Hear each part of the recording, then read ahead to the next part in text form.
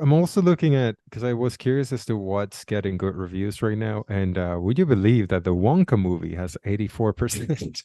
See, this is what I'm talking about. Like the Wonka movie is going to be. Is anyone talking about the Wonka movie?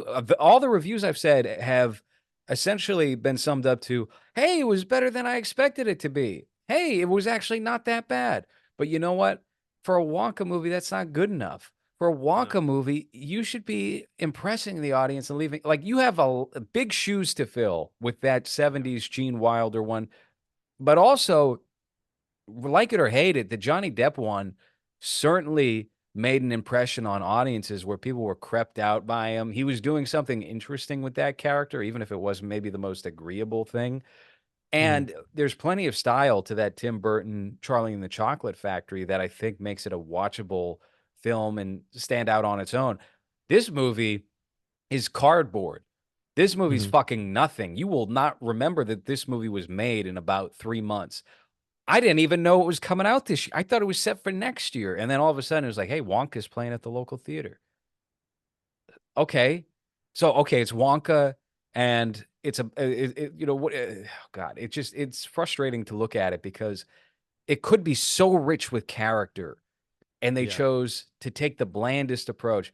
And maybe part of that is hiring. I know the Paddington movies are the best movies of all time. The fucking Paddington Bear. I don't care. I'm never gonna watch that shit. I'm not fucking 8 years old. I'll watch Merry Little Batman and I'll have a great time.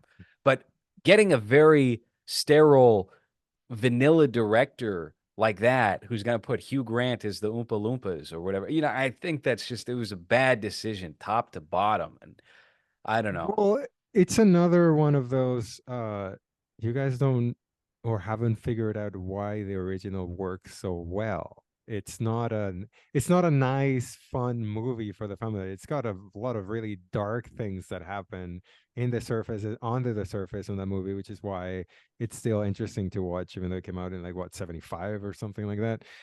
And Gene Wilder's performance is so good at just being uh, a character that you don't know what to expect next. You know, he could be a psycho character that's killing these children, or he could just be a nice guy with good intentions. You don't know anything about him until the end, which makes him a very interesting character. You don't know what his next move is going to be. And then if you remove that from this character, then it's like what is it left? The candy? The factory? That not really why that movie still works if you watch it now. I'm not as big as of a fan of that Tim Burton movie. I remember it being kind of giving me a headache when I saw it in the theater. And I'm a big fan of the original. So when they announced this, I was like, you're gonna find one of the I don't want to say one of the greatest performances because I don't know if that's exaggeration, but I think when it comes to Gene Wilder, it's definitely one of his greatest performances, and he was a great actor before he died looking like chicken. Well, I Gene don't know. Wilder's an interesting story because if you take a look at any talk show appearance of his after like 1990 or so, he doesn't seem like a real person anymore. Mhm. He Yeah. seems like they performed a lobotomy or something on him and he's just driving through life in this shell of human flesh. It's weird. And I think that might have been because he was in a relationship with Gilda Radner back in the 1980s and she died prematurely. Oh boy, that's a rough image right there. Okay. And that Yeah. was that was him doing well. That's So that's what happens when you date comedians. They just suck life out of you like this. but I saw some clips of him on like Conan O'Brien and he just seems out of it. He seemed like he didn't want to be there. And I think maybe just losing Gilda Radner is what brought all of that to a halt and made it stop being enjoyable to him. But very unfortunate. No, I wouldn't think it's an exaggeration to say it's one of the best performances. I think it's one of the best performances by an American actor for certain. Given there's I understand the decision of Johnny Depp. At the time, Johnny Depp was seen as this multi-faceted actor that could do a lot of different things. So I get that. Not a huge fan of the direction that they ended up going with that character in that Tim Burton movie, but I don't mind it. It's something different. He knew he couldn't top Gene Wilder, and Gene mm, Wilder was weird, eerie. but in Yeah. a subdued way. Like you wouldn't want to be alone in a room with the guy. Yeah. He's got a serial killer vibe to him, which is what they were going for. And yet you still took him as maybe not the bad guy because Mhm. Slugworth was a more obvious bad guy. Yeah. There's really no bad guy in Willy Wonka and the Chocolate Factory, I just realized. Well, maybe the There's shitty parents. I guess so. Is it just Violet, really? I guess her dad was pretty bad. But then also like okay, so again, if we're taking the 1970, when did it come out? 70 Was Blazing it Saddles, 71, 72, or something like that? 71. Yeah. When you take that as reference, this is not a character that you're curious about what his upbringing was like. How did Willy Wonka become Willy Wonka? Because you don't really know anything about him. You just know he's the guy with the factory.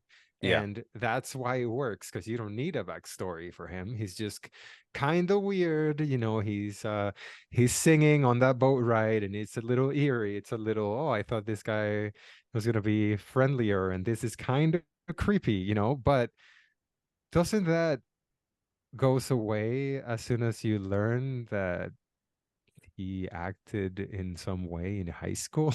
Wait, You wait, know what I mean? here's the thing Like, too: is I don't think that there's anything mysterious or creepy about Timothy Chalamet. Timothy no. Chalamet gets a lot of flack. I don't think he's a bad actor at all, but he's certainly not that Wonka archetype. I think you should have went with somebody, and maybe this just goes to show that there's not really any interesting young actors.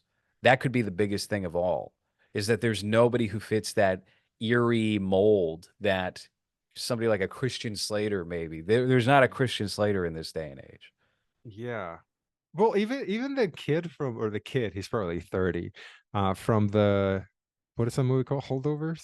The movie we were talking about? The Christmas in Massachusetts movie, That kid, Long that was his Hovers. debut acting appearance. I watched him and I was like, damn, Peter Vack's got some competition now because Yeah. he's a younger version of Peter Vack, essentially. He's got that same sharp, edgy vibe to him. He's very good. He's very good in the holdovers. The name is But not it's coming to mind at the moment. but at least someone interesting like that doesn't look just like I feel like my biggest problem with Chalamet is not so much about his acting ability because I do believe that he's a good actor. It's just that there's and this is something that Hollywood does every 5 years, I think, where they just grab onto one guy and then it's like, well, he's gonna be on everything. And it's like, well, he will be good for some things, but if you want him to play this character where he's just like a little soft, pretty boy, like that doesn't really work with who the character becomes, right? Yeah. So then when you have that face, I don't know what you would expect from his performance. So I can't really shit on him for taking this role. I'm sure he was getting paid handsomely, and I'm sure the Hollywood factory is forcing well, maybe not forcing him, but it's like you can't say no to a project like this. But at the same time, it's like, couldn't you find a young actor that's maybe even if it's just look wise, that would look a little bit more interesting? That someone that's just saturating I'm willing to everything, and bet especially you, I would bet $150 they went to Robert Pattinson first, wow, which is even more in its own way uninspired because he's what's considered like an interesting young actor. He gets cast in he's all the weird roles, right. because he's Batman now also. So they were definitely thinking, "Hey, why don't we just get Robert Pattinson? He's already in the Batman movie. We'll get him for Wonka." And he probably saw the script and was like, "Ah, I think I'm good. I think Well, I'm he's doing too many of also these commercial roles." he's already 37 too, right? So he's Damn, not is he? that young anymore. Yeah, he's my same year as me. Uh but I guess yeah, I don't know. I When it comes to a movie like this, do you even need a name actor? I feel like the name sells the movie. You don't It would need be a much more interesting if they didn't get a name actor, because yeah. then you're doing exactly what the movie is doing, which is, hey, Yeah. we're introducing you to who this person is going to become. They did like a McLovin thing and they just picked up some kid off the street. Yeah. I'm not saying It's just a cast a little fucking weird. dork, some loser who will disappear after 4 years as Willy Wonka, but just be inspired. Like take a little bit of time. especially if you're filling out other roles with known actors, you know, I think you can, Mhm. though, then you don't even really need it because the Wonka name is the Wonka name, you Yeah. know?